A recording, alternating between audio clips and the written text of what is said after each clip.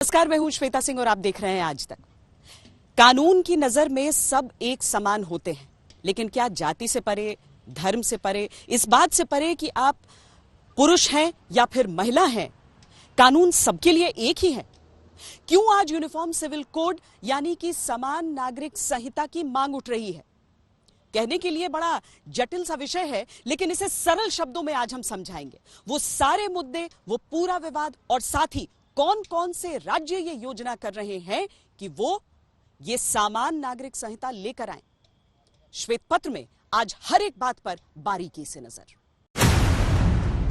हर व्यक्ति कानून की नजर में बराबर है, किसी को विशेष दर्जा हासिल नहीं है, सबको कानून का एक समान संरक्षण हासिल है। नागरिक समानता पर संविधान की परिभाषा है ये।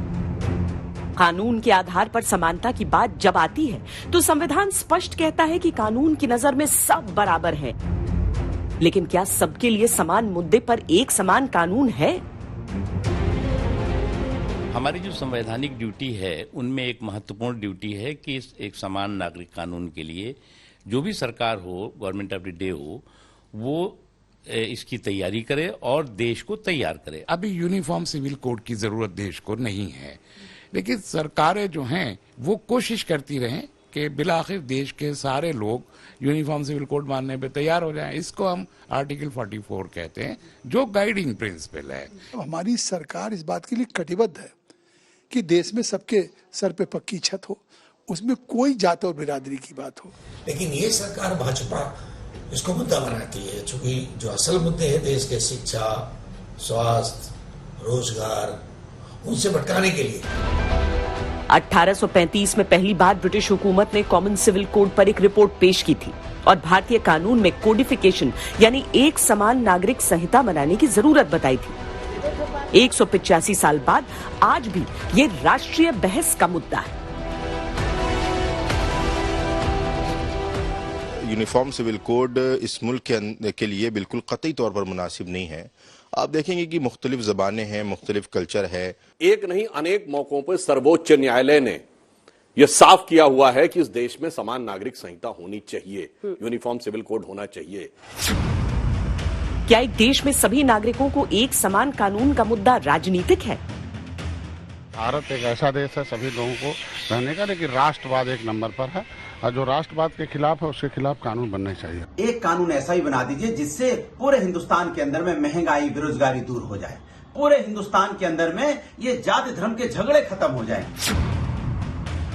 क्या एक देश में एक समान नागरिक संहिता की मांग धार्मिक मामलों में दखल अंदाजी है? मुझे तो इसके लिए कोई जरूरत नहीं लगती। अगर इसी तरह देश चलता रहे, क्या परेशानी? कोई परेशानी है? आपकी नजर में है कोई परेशानी इसमें? मुझे तो नहीं लगती। हमारा संविधान धर्मनिरपेक्ष संविधान है, धर्म सापेक्ष नहीं है।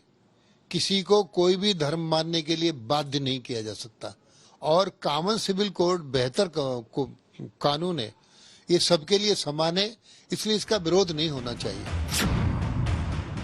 कॉमन सिविल कोड समय की आवश्यकता है या कोई छुपा हुआ एजेंडा? तो भारतीय जनता पार्टी पहले से यूनिफॉर्म सिविल कोड पक्ष में है, मगर अभी तो सरकार के सामने अभी कोई फाइनल नहीं है। उसको एग्जामिन करेंगे, उसमें क्या किया जा सकता है, लेकिन उसके बावजूद हिमाचल अपना कुछ सोच करके जो है बेहतर क्या किया जा सकता है वो करने की कोशिश करेंगे। तो ये जो कानून है ये संविधान के खिलाफ है और हम हिंदुस्तानी हैं, हम हिंदुस्तान के संविधान को मानते हैं, हिंदुस्तान के संविधान को फॉलो करते हैं। यूनिफॉर्म सिविल कोड का मतलब है विवाह, तलाक, बच्चा गोद लेना और संपत्ति के बंटवारे जैसे विषयों में सभी नागरिकों के लिए एक जैसे नियम। अलग शब्दों में कहें तो परिवार के सदस्यों के आपसी संबंध और अधिकारों को लेकर समानता। यूनिफॉर्म सिविल कोड जिसको हम समान नागरिक संहिता कहते हैं, क्योंकि सबके लिए समान अवसर होने चाहिए, सबके समान जो अधिकार होने चाहिए। जाति, लिंग और मजहब के नाम पे जिस प्रकार से भेद किया गया है ये बड़ा दुर्भाग्यपूर्ण है। महिला पुरुषों में भेद किया गया है, मजहब में भेद किया गया है, कहीं मुस्लिम अलग मुस्लिम एक्ट है, कहीं हिंदू एक्ट अलग है। तो इससे क्या होता है कि एक तो न्यायालयों में भी अनेक प्रकार के बोझ बनते हैं, सबसे अलग अलग समस्याएं होती हैं। इस वक्त देश में धर्म और परंपरा के नाम पर अलग अलग समुदायों में अलग अलग नियमों को मानने की छूट है। यूनिफॉर्म सिविल कोड लागू होने पर किसी समुदाय विशेष के लिए अलग से नियम नहीं होंगे, यानी एक देश एक कानून। यूनिफॉर्म सिविल कोड की जरूरत क्यों है? देखिए, अगर आप देखेंगे, अगर मैंने जो इसमें मेरी लीगल ओपिनियन है, आर्टिकल 44 ऑफ इंडियन कॉन्स्टिट्यूशन में यूनिफॉर्म सिविल कोड प्रिस्क्राइब्ड है। अब यूनिफॉर्म सिविल कोड में क्या चीज यूनिफॉर्मिटी में आनी चाहिए, किस चीज में यूनिफॉर्मिटी होनी चाहिए, ये एक विषय है जो लॉ कमीशन ऑफ इंडिया को डिसाइड करना है और इस देश के पार्लियामेंटेरियंस और लोगों को डिसाइड करना है। तो सेक्शन 494 आईपीसी का मुझे लगता है उसमें यूनिफॉर्मिटी आनी चाहिए, क्योंकि ऐसा नहीं हो सकता है कि एक समाज के लोगों को एक से ज्यादा शादी करने पर पनिशमेंट होगा और दूसरे समाज के लोग एक से ज्यादा शादी कर सकते हैं। ये विमेन सेंट्रिक इशू भी है, विमेन जेंडर जस्टिस का इशू भी। संविधान के आर्टिकल 44 को लेकर ही यूनिफॉर्म सिविल कोड का पूरा विमर्श है। ये लंबे समय से चला आ रहा है, लेकिन आज की तारीख में एक बार फिर ये चर्चा क्यों शुरू हुई है, एक बार फिर विवाद क्यों गर्म है, वो देखते हैं। आरएसएस के एजेंडे पे देश चल रहा है, देश नागपुर से चल रहा है, ये तो हम लोग पहले से बोलते रहे। मसला बोलते एक कंसिस्टेंट मामला है कि भारत में जो संवैधानिक हमें अधिकार है उनके अंतर्गत हम कोई ऐसे काम जो सरकार करेगी संवैधानिक उसे हम विरोध करेंगे। सरकार, आप तो सरकार में है और सरकार जो चाहे वो कानून बनाए, किसने आपको रोका है? लेकिन प्रभु, पूरे हिंदुस्तान के अंदर में सिर्फ विकास की राजनीति है, ऐसा भी तो कोई कानून नहीं है प्रभु।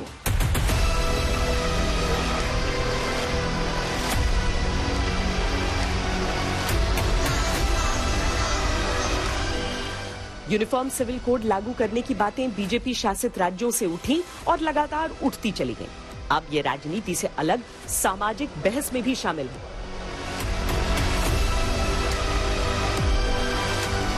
जेंडर इक्वालिटी के लिए सही हो सकता है? जेंडर इक्वालिटी के लिए जेंडर इक्वालिटी ऑलरेडी मौजूद है।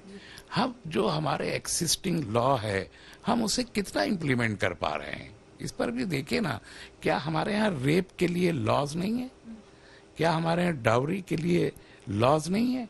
क्या हमारे यहाँ इलीगल डाइवोर्सेस के लिए लॉ नहीं है? क्या हमारे यहाँ इनहेरिटेंस के लिए लॉ नहीं है? सारे लॉ मौजूद हैं, लेकिन हम इम्प्लीमेंट नहीं कर पा रहे। यूसीसी हम लाएं, मैं उसको आउटराइटली रिजेक्ट नहीं करूंगा। मैं ड्राफ्ट पढ़ूंगा, ड्राफ्ट पे बहस करेगा देश, हम भी करेंगे। हमें जो अच्छा लगेगा वो कबूल करेंगे, जो नहीं लगेगा उसको सरकार को बताएंगे, ठीक नहीं है इसे बदलिए, नहीं बदलेगी तो एहतजाज करेंगे, वो बात का मरहला है। लेकिन मैं मानता हूं कि यूनिफॉर्म सिविल कोड आ गया, एक्सेप्ट हो गया। जिस तरीके से जितने बाकी लॉ हमारे मिसयूज हो रहे हैं और वो इम्प्लीमेंट नहीं हो पा रहे, क्या हम यूसीसी को भी उस तरीके से गारंटी कर सकते हैं कि वो इम्प्लीमेंट हो जाएगा? और अगर नहीं, हम वो गारंटी नहीं कर सकते, फिर क्यों ये एक्सरसाइज करते हैं हम? ये उन धार्मिक समुदाय के ऊपर छोड़ देना चाहिए जो इसको लागू करने की बातें हैं, उनसे विचार विमर्श के बाद ही इसे लागू किया जाए। लेकिन आज की सरकार बिना मसौदे, बिना ड्राफ्ट के इस चीज को लागू करना चाहती, तो हम लोगों का कहना इतना ही है कि सरकार को सभी धर्म गुरुओं को बुला के उनसे विचार विमर्श के बाद इसको लागू करना चाहिए। ऐसा नहीं है कि भारतीय राजनीति का यूनिफॉर्म सिविल कोड मुद्दे से पहली बार सामना हो रहा है। समय समय पर लगभग हर दौर में ये मुद्दा भी उठता रहा और इस पर बहस भी होती रही, लेकिन अभी ये उठा उत्तराखंड के मुख्यमंत्री के बयान के बाद।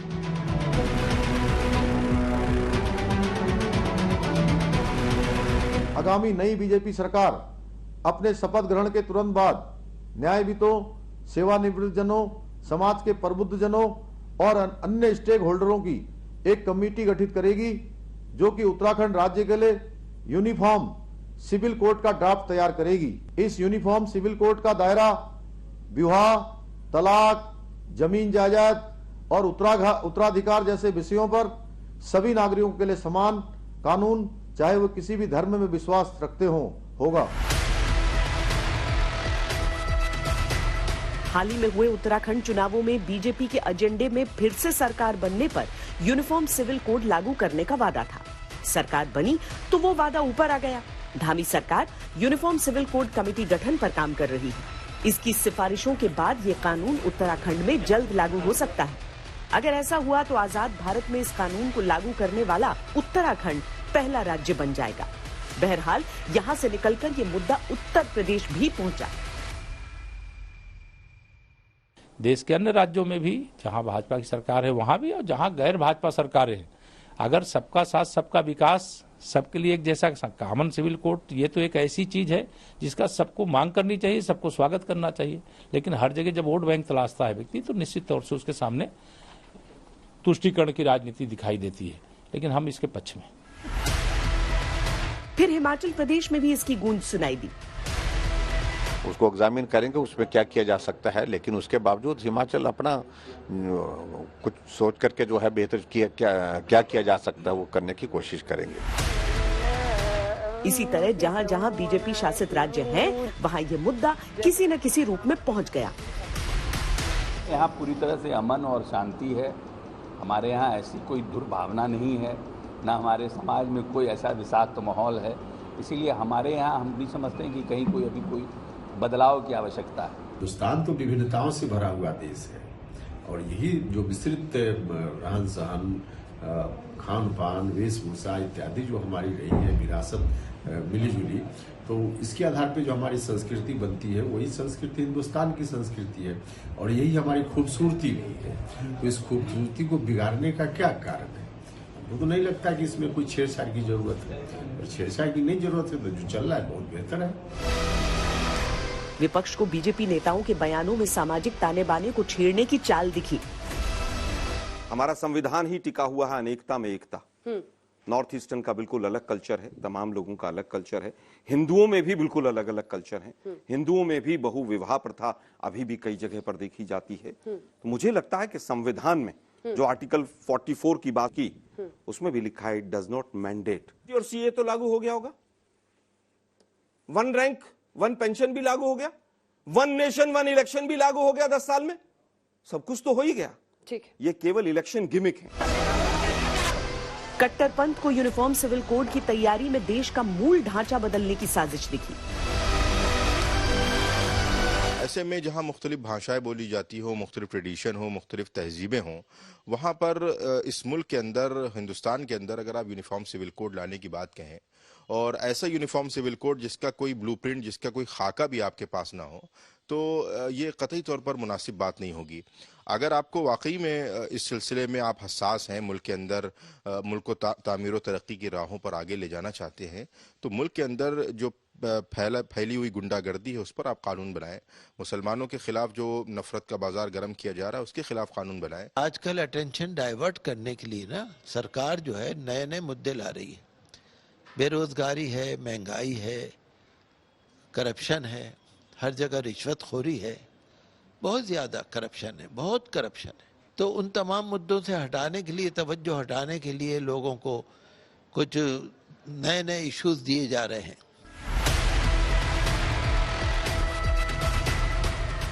ये बात सही है कि भारतीय जनता पार्टी के राजनीतिक और सांस्कृतिक एजेंडे में यूनिफॉर्म सिविल कोड दशकों से है, लेकिन 1989 के आम चुनावों में पहली बार बीजेपी ने इसे अपने चुनावी घोषणा पत्र में शामिल किया था। 2014 और 2019 के आम चुनावों में भी ये बीजेपी के मैनिफेस्टो का हिस्सा रहा। मुस्लिम सरोकारों और सियासत से जुड़े नेताओं का आरोप है कि बीजेपी इस कानून के बहाने खास वर्ग को टारगेट करने की कोशिश कर रही है।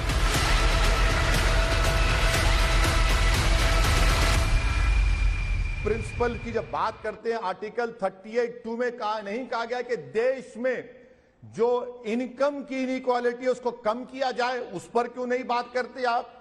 क्या डायरेक्टिव प्रिंसिपल में आर्टिकल 39 में ABC क्या है बताइए?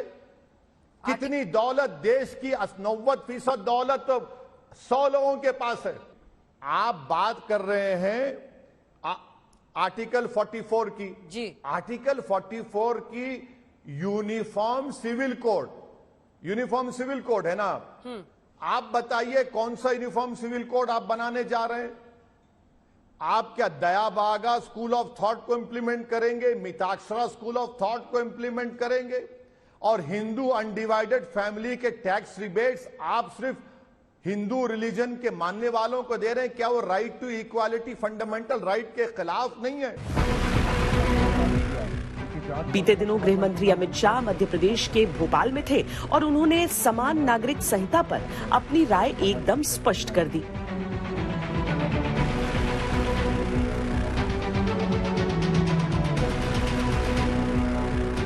बहरहाल अजान, हनुमान चालीसा और बुलडोजर के मुद्दों पर पहले से सुलग रहा माहौल यूनिफॉर्म सिविल कोड के मुद्दे पर तेजी से गर्म हो रहा है। आने वाले दिनों में गुजरात और हिमाचल प्रदेश जैसे राज्यों में भी चुनाव है। यूनिफॉर्म सिविल कोड का मुद्दा उस लिहाज से और महत्वपूर्ण हो जाता है।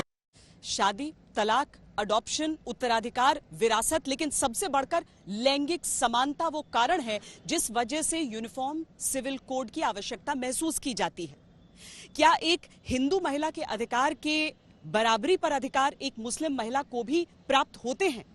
यूनिफॉर्म सिविल कोड के पक्ष में कौन कौन सी दलीलें जाती हैं वो भी समझिए।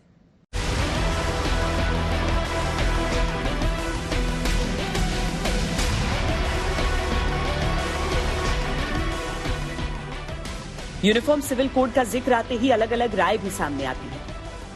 खासतौर पर इस्लामिक समाज में कहीं इसे सिरे से खारिज कर दिया जा रहा है या कहीं कहीं बहस की गुंजाइश भी बताई जाती है, लेकिन सबसे ज्यादा जोर दिया जाता है किसी भी निर्णय तक पहुंचने से पहले कम से कम मुस्लिम लॉ की कोडिंग पर।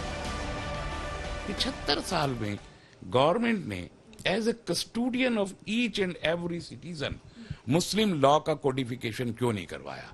क्यों छोड़ दिया मुसलमानों के ऊपर कि मुसलमान खुद करें अपना? मुस्लिम पर्सनल लॉ बन गया, वो एक एनजीओ है, काइंड ऑफ एन एनजीओ। 40 साल से तो हम कह रहे हैं, जब से वो बना है, कि आप कोडिफिकेशन कीजिए मुस्लिम लॉ का। उनका जो तर्क है वो इंतहाई गैर कानूनी तर्क है, और मैं शब्द इन्वर्टेड कॉमास में कह रहा हूं, बहुत सख्त है ये लफ्ज गैर कानूनी, मुझे इसकी सख्ती का अंदाजा है। अगर जवाब ये देता है, मुझे जो जवाब मुस्लिम पर्सनल लॉ बोर्ड के बड़े सीनियर लोगों ने दिया, बहुत पहले की बात है, उन्होंने कहा क्या हम शरिया को उठा के पार्लियामेंट के हवाले कर देंगे? This is highly objectionable, this is highly we are governed by an elected government, we are living in a functional democracy, we can not say for each and everything के विल बी आवर शरिया will be governed by the government. By whom then? You cannot run a parallel government in the country. हमारी शरिया का protection भी हमारी सरकार की ही जिम्मेदारी है। यही ब्यूटी है इस मुल्क की, और किया है और आइंदा भी होगा। तो हम एक कोडिफिकेशन करके सिर्फ मुसलमानों का नहीं हुआ, क्रिश्चियंस ने किसी के हद तक कर लिया, सिख्स ने कर लिया, ट्राइबल्स का भी नहीं हुआ है, उनका होना चाहिए, मुसलमानों का होना चाहिए। मुस्लिम पर्सनल लॉ बोर्ड की कोडिंग की बात के साथ ही हिंदू कोड बिल का जिक्र भी छिड़ता है और एक बार फिर कोडिंग यानी नागरिकों के संहिताकरण का मामला उठ जाता है। कोडिफिकेशन इज अ मस्ट, वो बहुत जरूरी है।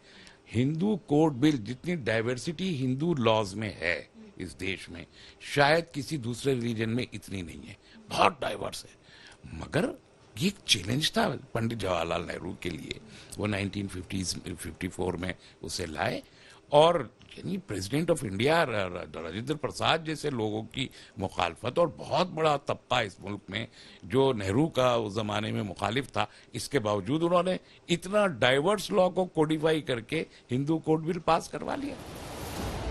Hindu code bill, Hindu marriage act कहां से और कब आया, आइए पहले आपको ये समझाते हैं।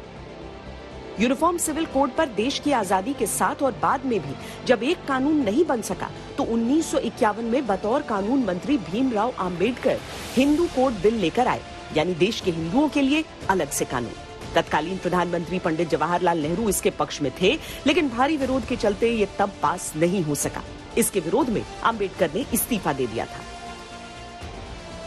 बाद में जवाहरलाल नेहरू हिंदू कोड बिल को कई टुकड़ों में तोड़कर लाए और तब बने हिंदू मैरिज एक्ट 1955, हिंदू उत्तराधिकार अधिनियम 1956, हिंदू दत्तक ग्रहण एवं पोषण अधिनियम, हिंदू अवयस्कता एवं संरक्षण अधिनियम। इनमें से हिंदू उत्तराधिकार अधिनियम 1956 मूल रूप से बेटियों को पैतृक संपत्ति में विरासत का अधिकार नहीं देता था, वो केवल एक संयुक्त हिंदू परिवार से भरण पोषण का अधिकार मांग सकती थी।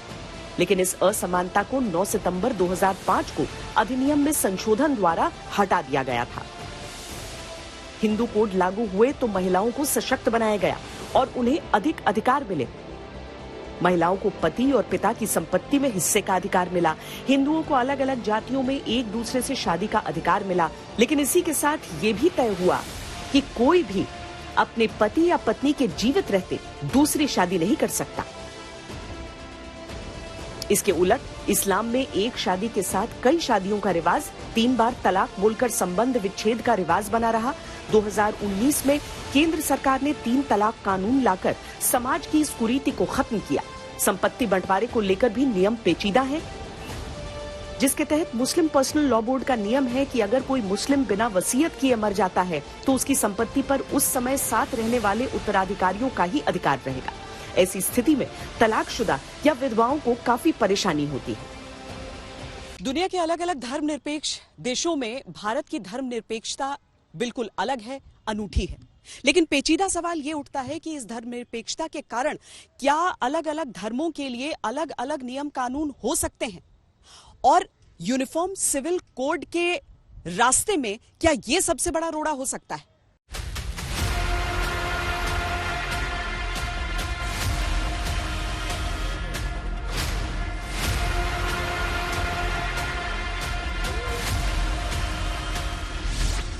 संविधान कहता है कानून की नजर में सब बराबर हैं। यूनिफॉर्म सिविल कोड इसी बराबरी को शादी, तलाक, जायदाद बंटवारे जैसे मामलों में हर धर्म के लिए बराबर करने की कोशिश है।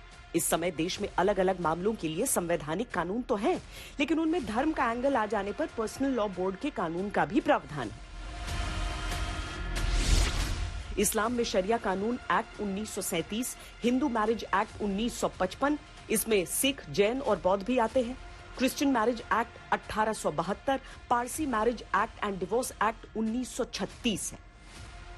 हिंदू मैरिज एक्ट नहीं था या हिंदू सक्सेशन एक्ट नहीं था, जो और भी हिंदुओं से संबंधित जो कि पुराने हिंदू कोड बिल में हुआ करते थे, वो जब नहीं थे तब क्या होता था, लोग 2-2, 3-3 शादियां कर लेते थे। उनके बच्चों का क्या होगा, किसको पैतृक संपत्ति मिलेगी, किसको नहीं मिलेगी, और तलाक वगैरह के संबंध में जो कानून थे क्या था, उनको लेके बहुत ज़्यादा एक कन्फ्यूजन और डाउट सा रहता था। तो उन सब के चलते ये हिंदुओं के विषय में जो कानून आए, चाहे वो हिंदू मैरिज एक्ट हो, हिंदू सक्सेशन एक्ट हो, या एडॉप्शन से संबंधित या गोद लेने से संबंधित कानून में, उन सब में एकता आई, बहुत सारे समाज को उसने बांधा और उसमें एकता आई। इसी तरह अगर आप और भी हमारे समाज के हिस्सों को देखें, जैसे 3 तलाक होता है, हलाला होता है, या बराबर का हक नहीं है औरतों को जो मिल रहा है हमारे समाज में, तो जेंडर इक्वालिटी का जो कंसेप्ट है और जेंडर जस्टिस जिसको कहते हैं, वो भी बहुत ज़रूरी है। इन सब के फायदे हैं, बहुत ज़्यादा फायदे हैं। राष्ट्रीय एकता और संप्रभुता पे भी फर्क पड़ता है। अलग अलग धर्मों के अलग अलग पर्सनल लॉ बोर्ड होने की वजह से कई बार न्याय के सामने मुश्किलें खड़ी हो जाती हैं। समान परिस्थिति में फैसले अलग होते हैं। इसे ऐसे समझते हैं, हिंदू मैरिज एक्ट 1955 के क्लॉज 5 के अनुसार हिंदू धर्म में पति पत्नी में एक के भी रहते दूसरी शादी नहीं की जा सकती।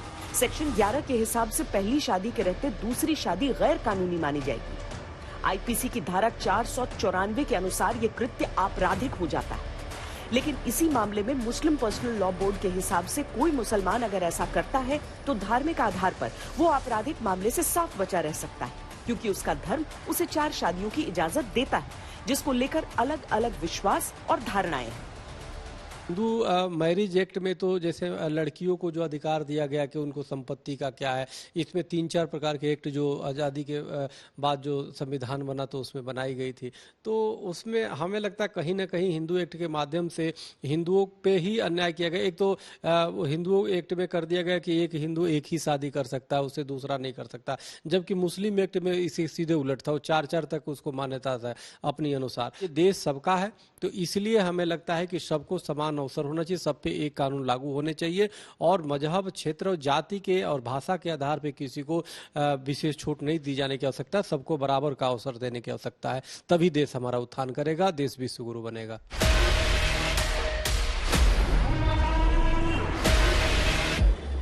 समान नागरिक संहिता की बहस अक्सर भारतीयता के आदर्शों में आकर फंस जाती है।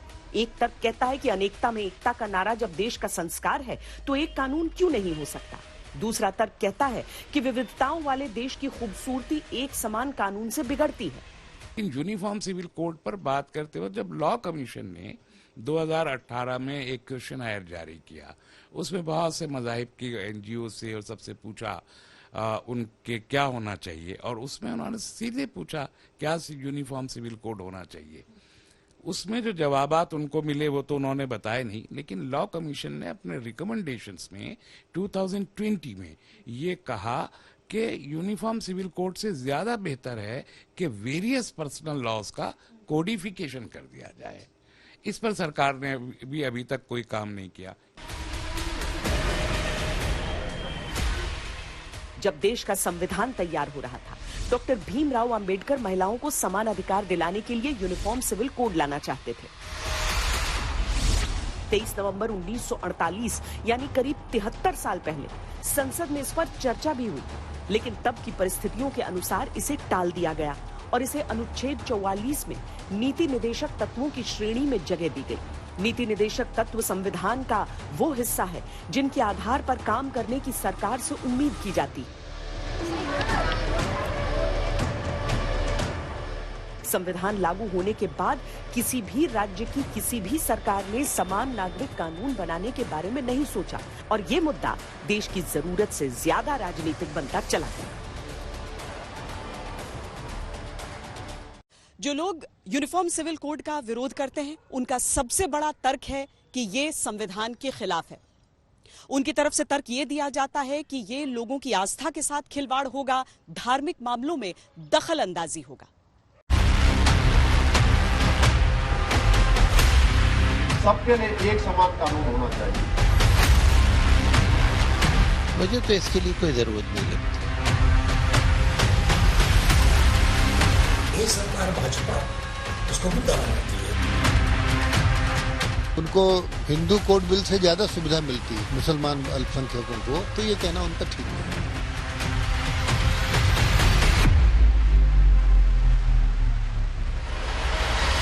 आपके हिसाब से ये मजहबी दखलंदाजी है सीधे तौर पर, या इस पर एक डिस्कशन का रूम हो सकता है? डिस्कशन का रूम बहुत वाइड है होना चाहिए। समान नागरिक संहिता के विरोध में जो सुर सबसे ऊंचे सुनाई दे रहे हैं, उनके पीछे तर्क ये है कि यूनिफॉर्म सिविल कोड लागू होने से धार्मिक स्वतंत्रता का मौलिक अधिकार छिन जाएगा। इस मुल्क के अंदर ज़बान एक नहीं है, जब इस मुल्क के अंदर कल्चर एक नहीं है, जब इस मुल्क के अंदर तहजीब एक नहीं है, जब इस मुल्क के अंदर बिरादरी एक नहीं है, जब इस मुल्क के अंदर धर्म एक नहीं है, तो इस मुल्क के अंदर एक कानून कहना बड़ा आसान है, लेकिन उस पर उसका इम्प्लीमेंट करना, उस पर अमल करना, ये बहुत बड़ी बात है, बहुत दूर की बात है। विरोधियों की आपत्ति यह है कि समान नागरिक संहिता लागू होने से लोग अपनी धार्मिक मान्यताओं से वंचित हो जाएंगे और इन्हें मानने का उनका संवैधानिक अधिकार छिन जाएगा। यूनिफॉर्म सिविल कोड लागू होने से शादी विवाह, जमीन जायदाद, संतान और विरासत जैसे मामलों में जो अलग अलग रियायतें हैं वो खत्म हो जाएंगी और हर धर्म के लिए एक ही कानून बन जाएगा। सबसे ज्यादा विरोध कट्टरपंथी मुस्लिमों की ओर से हो रहा है और वो इसे अपने धार्मिक मामलों में हस्तक्षेप के साथ हिंदू कानून थोपने की बात कह रहे हैं। देश में, नागालैंड में, मेघालय में, मिजोरम में हमने उनके कल्चर को प्रोटेक्शन का संविधान में जिम्मेदारी नहीं ली? क्या वहां पर पॉलीएंड्री की इजाजत नहीं है कि एक महिला कई पति को रख सकती है? अरे आप इन तमाम को भूल जाते हैं और सिर्फ यूसीसी यूसीसी यूसीसी का मंत्र चलाते रहते हैं। धार्मिक स्वतंत्रता को लेकर आपत्तियों के बीच बार बार अनुच्छेद 25 का उल्लेख भी आता है। आइए बताते हैं कि अनुच्छेद 25 में क्या है। व्यक्तियों को अंतःकरण की स्वतंत्रता एवं धर्म को स्वतंत्र रूप से मानने, आचरण करने तथा प्रचार करने का समान अधिकार है। इसी अधिकार पर अनुच्छेद 25 में ही ये भी लिखा है कि राज्य इस अधिकार पर सार्वजनिक व्यवस्था, नैतिकता तथा स्वास्थ्य के आधार पर प्रतिबंध भी आरोपित कर सकता है। दरअसल अलग अलग धार्मिक मान्यताओं के चलते धार्मिक स्वतंत्रता का अधिकार इतना विस्तृत है कि इसकी दीवारें संविधान प्रदत्त दूसरे अधिकारों से भी बार बार टकरा जाती हैं और तब अदालतों का दखल और राजनीतिक दबाव की घटनाएं सामने आती हैं। सबसे बड़ा उदाहरण है शाहबानो केस। इस केस में सुप्रीम कोर्ट ने तलाकशुदा महिला के पति से कहा कि वो हर महीने गुजारा भत्ता दे। साथ ही देश में समान नागरिक संहिता लागू करने की बात भी कही गई। लेकिन मुस्लिम कट्टरपंथियों के दबाव में आकर तत्कालीन राजीव गांधी सरकार ने पार्लियामेंट में कानून बनाकर सुप्रीम कोर्ट के निर्णय को पलट दिया। शाहबानो केस में आपने उसको मेंटेनेंस का हक दिया, लेकिन सरकार ने पलट दिया उसको, कहने लगे कि ये लगता नहीं है मुसलमानों पे। तो ये जो कंफ्यूजन है ना, ये बहुत जिसको मैं मानता हूं, जिसके कारण से समाज में बहुत सारी दुविधा है और अत्याचार औरतों पे होते हैं। सुप्रीम कोर्ट ने शाह बानो प्रकरण में कहा, ये बहुत दुख का विषय है कि हमारे संविधान का अनुच्छेद 44 एक मृत अक्षर बनकर रह गया है। ये प्रावधान करता है कि सरकार सभी नागरिकों के लिए समान नागरिक संहिता बनाए, लेकिन इसे बनाने के लिए सरकारी स्तर पर प्रयास किए जाने का कोई ठोस प्रमाण अब तक नहीं मिला है। अनुच्छेद 44 वही है जिसके चलते 1948 में संविधान निर्माण प्रक्रिया के दौरान समान नागरिक संहिता को बनाने का अधिकार राज्यों पर छोड़ा गया था, लेकिन वोट बैंक और तुष्टीकरण की राजनीति ने इसे कभी बाहर नहीं आने दिया। जैसे हिंदुओं में जो औरतों को जो हक है बराबरी का, प्रॉपर्टी का हक है, और बहुत से समाज में नहीं है बराबरी का हक, तो हिंदू मैरिज एक्ट जो है, जो कोडिफाई करता है कि बिहेवियर, कि अगर ऐसा करेंगे तो तलाक होगा, आपकी मन मर्जी नहीं है, और ऐसा नहीं कि आपने मुंह से बोल दिया, आपको कोर्ट में जाना पड़ेगा। 1995 में सरला मुद्गल केस में भी अदालत ने यूनिफॉर्म सिविल कोड की जरूरत पर जोर देते हुए नाराजगी जताई। उस समय अदालत ने कहा, संविधान के अनुच्छेद 44 के अंतर्गत व्यक्त की गई संविधान निर्माताओं की इच्छा को पूरा करने में सरकार अभी कितना वक्त और लेगी? उत्तराधिकार और विवाह को संचालित करने वाले परंपरागत हिंदू कानून को बहुत पहले ही 1955-56 में संहिताकरण करके अलविदा कह दिया गया है। देश में यूनिफॉर्म सिविल कोड को अनिश्चितकालीन तक निलंबित करने का कोई औचित्य नहीं है। सरकारें बदलती गई, कोर्ट अपनी दलीलें देता रहा, लेकिन यूनिफॉर्म सिविल कोड पर आगे बात बढ़ी ही नहीं। 2003 में जॉन बलवत्तम केस में सुप्रीम कोर्ट ने अनुच्छेद 44 के हिसाब से समान नागरिक संहिता लागू न होने पर गहरा दुख जताया। 2017 में भी शायरा बानो केस में कोर्ट ने सरकार को निर्देशित किया कि उचित विधान बनाया जाए। भारत में यूनिफॉर्म सिविल कोड पर बहस तेज है और सुझावों के अलावा धमकियों तक के सुर बुलंद हो रहे हैं, जबकि सच्चाई ये है कि पाकिस्तान, बांग्लादेश, मलेशिया, तुर्की, इंडोनेशिया, सूडान और इजिप्ट जैसे मुस्लिम देशों में यूनिफॉर्म सिविल कोड लागू हो चुका है। 2019 में सुप्रीम कोर्ट ने नाराजगी जताते हुए कहा था कि समान नागरिक संहिता को लागू करने के लिए कोई कोशिश नहीं की गई। वहीं पिछले साल जुलाई में दिल्ली हाई कोर्ट ने केंद्र से कहा था कि समान नागरिक संहिता जरूरी है। देश के बाकी हिस्सों पर जब ब्रिटिश हुकूमत थी, तब गोवा ऐसा राज्य था जहां पर पुर्तगाल का शासन था। वहां पर शुरुआत से ही पोर्चुगीज सिविल कोड अमल में रहा। इसीलिए हिंदुस्तान में बाकी राज्यों से अलग गोवा एक ऐसा राज्य है जहां पर सिविल कोड है। अब देश के कई राज्य एक यूनिफॉर्म सिविल कोड की ओर कदम बढ़ा रहे हैं।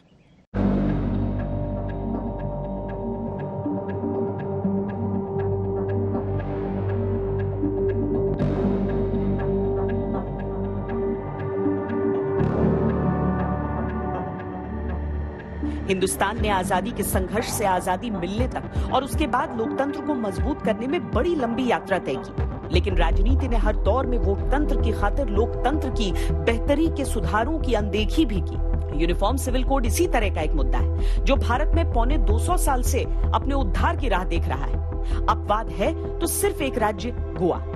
गोवा में जब पुर्तगाली शासन था तब वहां पुर्तगाली सिविल कोड लागू किया गया। जब पुर्तगाल सरकार ने गोवा उपनिवेश में ये कानून लागू किया तब गोवा में दो धर्म के लोग ही बहुलता से थे, ईसाई और हिंदू। जिस दौर में गोवा उपनिवेश में सिविल कोड लागू किया गया तब वहां हिंदुओं में कई शादियों का रिवाज था और बाकी भारत में भी हिंदू और मुसलमान कई शादियां कर सकते थे। लेकिन गोवा में जब समान नागरिक संहिता कानून बना तो इसने हर किसी के लिए एक ही शादी का प्रावधान किया। प्रावधान ये था कि पहली पत्नी के जीवित रहते कोई भी व्यक्ति दूसरा विवाह नहीं कर सकता था। उत्तराखंड अगर यूनिफॉर्म सिविल कोड को लागू कर पाता है तो वो आजाद भारत का पहला ऐसा राज्य होगा जहां समान नागरिक संहिता लागू होगी। ये माना जा रहा है कि उत्तराखंड में यूनिफॉर्म सिविल कोड को बीजेपी पायलट प्रोजेक्ट की तरह लॉन्च कर सकती है और इसके बाद ये देश के अन्य बीजेपी शासित राज्यों में भी लागू करने की ओर बढ़ सकता है। हालांकि कई आदिवासी जातियों को इस कानून में शामिल करना आसान नहीं होगा क्योंकि उन्हें जीवन शैली को लेकर विशेषाधिकार मिले हुए हैं। 2018 में लॉ कमीशन ने कहा कि यूनिफॉर्म सिविल कोड न तो व्यावहारिक है और न ही आवश्यक है। इसे लेकर समय समय पर चर्चा की मांग भी होती रही है, लेकिन हम आपको यह भी समझाते हैं कि देश की अदालतों ने समय समय पर समान नागरिक संहिता को लेकर क्या कहा है।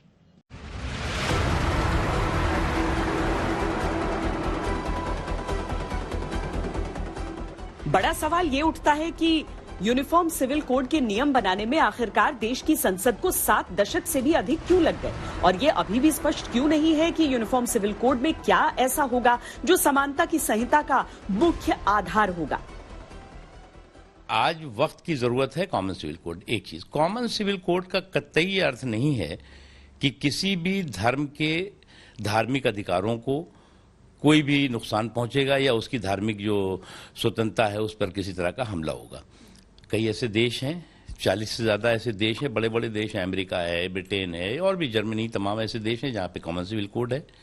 वहां पर हिंदू भी रह रहे हैं, मुसलमान भी रह रहे हैं, क्रिश्चियंस भी रह रहे हैं और भी धर्मावलंबी रहते हैं। भारत में एक ही धर्म के मानने वालों के रीति रिवाज अलग अलग राज्यों में बदलते हैं, लिहाजा ये सवाल भी बड़ा है कि एक समान कानून कैसे बन सकेगा। 2018 में लॉ कमीशन ऑफ इंडिया ने यूनिफॉर्म सिविल कोड को ही अव्यावहारिक बताते हुए अलग अलग धर्मों के पर्सनल लॉ बोर्ड्स की कोडिंग का सुझाव दिया। हालांकि यूनिफॉर्म सिविल कोड को लेकर दी गई लॉ कमीशन की ऑब्जर्वेशन को लेकर भी अलग अलग तर्क हैं। तो इसीलिए अगर यूनिफॉर्म सिविल कोड की बात करते हैं तो मुझे लगता है जितने लोग आज यूनिफॉर्म सिविल कोड की बात कर रहे हैं उनको अपने मन में ये मनन करना चाहिए कि किस चीज में वो यूनिफॉर्मिटी चाहते हैं। और मुझे लगता है जो नंबर ऑफ मैरिजेस का इशू है वहां पे यूनिफॉर्मिटी की बात आ सकती है। साथ ही साथ जो मुस्लिम विमेन की प्रॉपर्टी राइट्स हैं, इनहेरिटेंस राइट्स हैं, वहां पे यूनिफॉर्मिटी आ सकती है। एज ऑफ मैरिज पे यूनिफॉर्मिटी आ सकती है। कुछ सुझावों, कुछ आपत्तियों और कुछ आवश्यकताओं की बहस के बीच यूनिफॉर्म सिविल कोड का मुद्दा देश के सबसे प्रमुख मुद्दों में शामिल है। मुस्लिम पर्सनल लॉ बोर्ड ने प्रधानमंत्री को चिट्ठी लिखकर कड़ा विरोध जताया है, तो कहीं कहीं इसके स्वागत की तैयारियां भी हो रही हैं।